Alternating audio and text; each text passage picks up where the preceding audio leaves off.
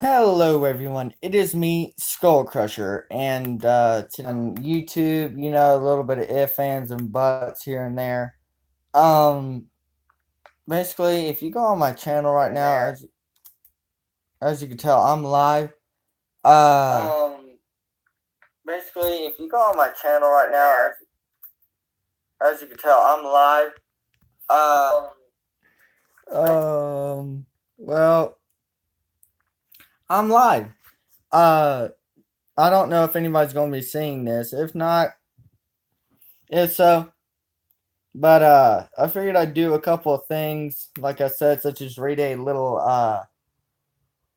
um creepy pasta. Let's see here.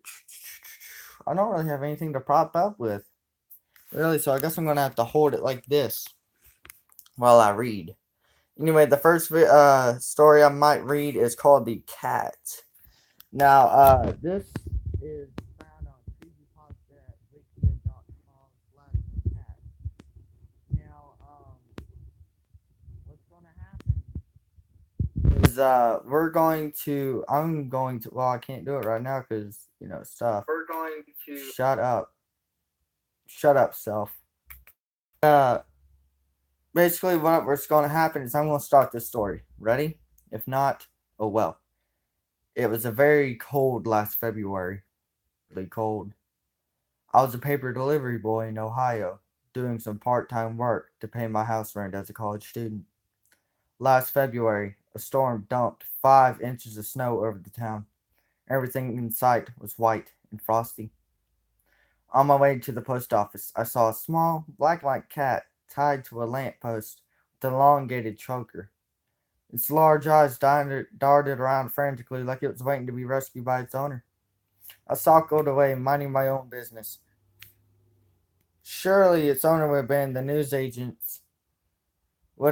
newsagent's stop nearby, stopping for a can of beer or something.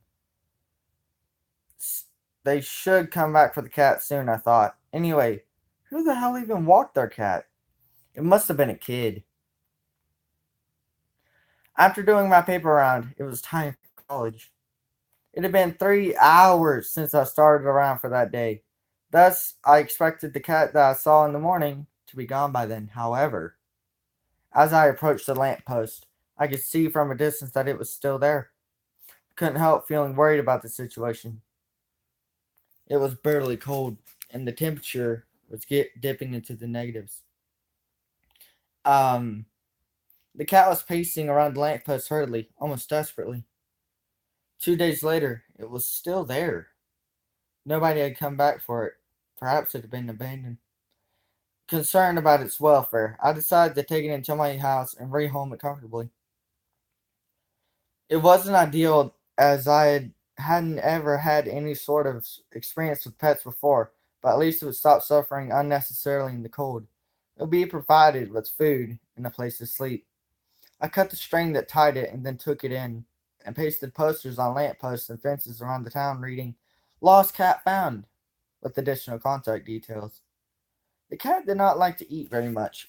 It had a huge, painful looking scar on its belly where the skin had been sewn together, perhaps from an operation. When it did eat, however, it swallowed its food whole in large chunks. This prompted me to cut open the food into smaller bits to prevent it from choking. During the day, it would pace around my house and jump on the furniture, meowing, purring, like normal cats do. But during the night, it would always come to my room and sit in front of my bed. It seemed to be a well learned habit. If I didn't let it into the bedroom, it would continually scratch on the door until I gave in and opened it. I hate it when cats do that, to be honest. On the first night it stayed in my room, I was woken up by the sound of light clicking. I wasn't sure whether it was actually clicking or tapping or ticking, but it sounded like something mechanical. I figured the source of the noise was probably my keys hanging from my trouser pocket, tapping on the edge of the bed. I sat up a little, and the noise stopped. I nearly had a heart attack when I saw two green, shining eyes staring right at me in the darkness. They were wide open and glowed like phosphors, like this. A heartbeat later, I calmed down a little after I realized it was just the cat, but it still felt extremely uncomfortable, being pinned down by those eyes in the dead of night. I lay down and tried my best to dismiss it constantly eyeing the silhouette perching on the foot of my bed. Even though I felt like a cowardly 5-year-old, I didn't want to close my eyes knowing that another pair of eyes was watching me as I slept. Half a minute later, their eyes relaxed a little, and I saw the cat blink and move. It started to stroll around naturally around the room again, so I brushed it off and went back to sleep. But every night or so after that, I would wake up to the same fading clicking noise. Every time I wake up, I would find the cat staring straight at me, but then it would break eye contact and walk away once it roused off its conscience. I found the behavior slightly strange, but I reckon it was just shy and wanted to observe some human behavior rather than falling snow for a change. Besides, cats are nocturnal animals, right? Except for the dodgy eating habits and midnight staring, which were only minor concerns, my new friend caused me no other trouble. My cat, my house came with a cat flap in the front door. The landlord had a cat. I could let this cat in and out of the house freely. It didn't attack neighborhood pets or vandalize property. It didn't bite people or bring me dead birds and rats. It didn't even leave piss or shit around the house. My cat was a good cat. It had been a month, but nobody had called to claim the cat. I decided to legitimately make it mine and gave it a new name, Scotty. I wasn't sure whether Scotty was a male or female, but it didn't matter much to me. An act of naming him, or her, itself counted as a bonding ritual, a gateway to a beautiful relationship between two different species, forged by mutual care. From then on, Scotty was my source of comfort. When my exams weren't going well, or I was having a bad day, or when I'd had an argument, I would always tell Scotty, even though he was just a cat and probably didn't understand the bullshit I was going through, or even my language, as a matter of fact. I could always count on him to cheer me up. Things were getting weird around the time Scotty had been taken in. I kept questioning everything I did, because at first, I reckoned the strange occurrences were due to my own carelessness. Some days when I arrived at home, the door would be unlocked. It seemed odd, because I always locked the door when I went out, and rarely forgot to do so. I suspected a burglary, but I second guessed myself often. Perhaps the burglar had gotten hold of my spare keys. I checked the garage, but they were still where I put them. Furthermore, nothing had been stolen. Once I left two $50 notes blatantly visible on my desk, but they hadn't been taken. That's why I was hesitant to call the police. The scariest fucking thing greeted me when I got up in the morning one day. A note was beside my pillow, written in a messy, screwy handwriting I did not recognize. It read, "Did you sleep well, Brian? I was watching you." I suddenly panicked and wondered who it was. How did they know my name? All the windows had been locked tightly before I had gone to sleep. And I locked doors too. I checked everything twice. There couldn't have been an intruder. There just couldn't have. Then I remembered that there was only one other living thing in the house besides me. But surely Scotty couldn't have written it. It must have been my crazy imagination. Obviously, I knew cats didn't know English and couldn't write. Was I dreaming? Was I going insane? Shit, you must be joking, I muttered to myself. But if it wasn't Scotty, then who was it? Was I hallucinating? There was no evidence of a break in. If I showed the police, they'd just think I was an attention seeking note forger who had nothing better to do than prank them. But I was sure that I had not written that note. There was no way out of this. I spoke. Uh, Hours of sweat dripping fear later, after checking all the windows and doors had been locked multiple times, I told myself I would play along with it to give myself some comfort. At least it was a dream. I would wake up and curse myself for being so stupid and gullible. But for now, I would believe it because it was the only explanation. I spoke to Scotty in English, feeling stupid. Don't scare me like that, Scott. Okay? You know I'm faint of heart. He just meowed back. He wasn't going to communicate with me verbally. Well, he's a cat after all. So I figured it would be easier if I wrote back on the paper. It would allow for some distance. Who are you? How do you know me? I wrote. I left beside my bed. The next morning, my note was replaced with another phantom message. My name is Scotty. Of course I know you. I'll watch you all day and night. I shook my head and opened my mouth in disbelief as I finished reading the note. Then I patted myself on the back for outsmarting natural human narrow-mindedness. The supernatural was real, of course. As you can imagine, I was terrified for a few moments. I wondered if I would ever come to terms with the fact that my cat was sending me messages written on pieces of paper in English. I wondered if it was such a bad thing after all. Perhaps I can use this to my advantage and talk to the entire animal kingdom or discover some crucial biological breakthrough. Could all animals understand human language like Scotty? If they could, then no. I was thinking too far ahead.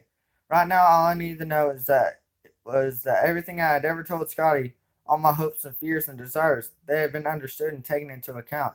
Another being had shared my pain. Scotty understood me. Suddenly, I no longer felt so isolated. Maybe people would think I was crazy writing messages to my cat, but as long as I knew it was real, there was nothing to worry about. There was a being in this world I could talk to. I taped my assignment into my computer. I tapped my assignment into my computer as I waited for Scotty to come down from my room, thinking about this prospect. I drank my coffee and spun around on the wheelie chair, simultaneously pushing the table. I really did have a friend, after all, I thought, smiling to myself. Suddenly, I heard a cracking sound, followed by a loud clank and the sound of something popping. Some hard object obstructed the back of my chair. I felt it bulging beneath me. Immediately looking down to see what the obstruction was, I cried out in devastation and horror. It was Scotty. The wheel of my chair had rolled onto his neck and severed his head. It lay detached from his body on the floor. His arms twitched and his body convulsed. My instant reaction was fear and guilt. He had been so silent, but despite that, how on earth did I not see him there? I thought he was still up in my room. Then Scotty twitched for the final time and finally lay as still as a rock. Then dawned upon me. I just killed my best friend with one careless backward roll. It was all my fault. I began to cry and call out its name. The shame overwhelmed me. But then, about 10 seconds later, I stopped in confusion. There was no blood. I bent down to observe his body. My eyebrows curved as I saw something black and silver inside his body. Something that definitely shouldn't have been inside a cat's body. The silver things rotated and seemed to have teeth. They were gears? No way. What the hell were mechanical gears doing inside a cat? I picked up the body gingerly, and suddenly I saw a network of metal inside his body. I looked down his neck. His neck bone was a single metal screw-like rod. His ribs were metal. He seemed to have no internal organs, but there was pinky flesh that surrounded the metal. I shuddered, then simultaneously picked up his head. There were twisting red and yellow spirally things coming out from the bottom of his head. Wires? Jesus Christ! I couldn't see his brain, but I could see the inside of his skull, which was made of metal. I could also see between the metal I saw real pinkish flesh. I must have been drugged. What the hell is going on? Then I tried something absurd. I placed his head on top of the screw protruding from the stump that used to be his neck. To my horror, I felt something lock into place. I twisted his head, and gradually it lowered, as if tightening a screw. Scotty looked like as if he hadn't just been killed. One of the eyes rotated to look at me. I shrieked in shock and dropped him. I don't care if it was real or not, a hallucination or a nightmare. Perhaps the whole thing was just one big delusional dream. And in real life, I was actually some insane crack addict. I remember that day. I honestly wish that I was. Giles just wanted to get away from the monstrosity I had seen and bolted outside, locking the door. I called emergency services, just managing to wheeze out a few words as my heart raced, like I was dying from a heart attack. Hello?